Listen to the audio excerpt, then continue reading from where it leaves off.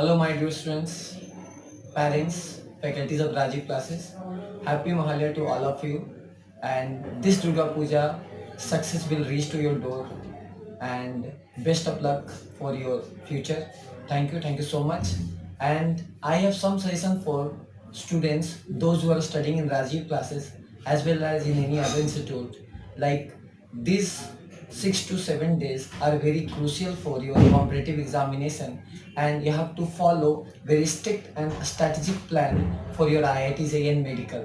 So here are some suggestions for like कि कैसा आपको फॉलो करना है फिजिक्स केमिस्ट्री मैथमेटिक्स या फिजिक्स केमिस्ट्री बायोलॉजी में, कि जो भी पोर्शंस आपके वीक हैं या छूटे हुए हैं आप उनको इन 5 से 6 दिनों में आपको हर दिन ऑन एन एवरेज 2 चैप्टर्स लेके आपको कवर अप करने हैं और उसको रिवाइज करना है, जो आपको आपके प्रैक्टिस को बढ़ाएगा और ये जो आपका सेल्फ स्टडी है आप बेसिकली आपको काफ़ी ज़्यादा इम्प्रूवमेंट देगा।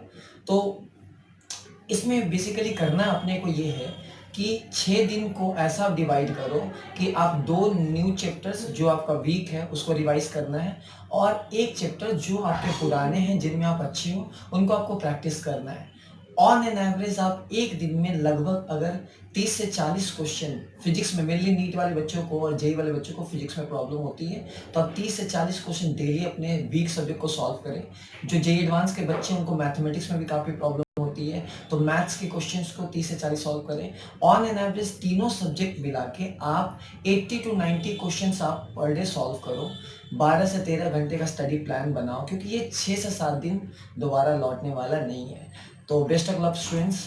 डेफिनेटली अगर आप पढ़ाई करोगे तो आईआईटी में ज़रूर होगा और मेडिकल में ज़रूर क्रैक होगा। तो best of luck from team of Rajiv classes, and once again happy Mahalaya to all of you. Thank you.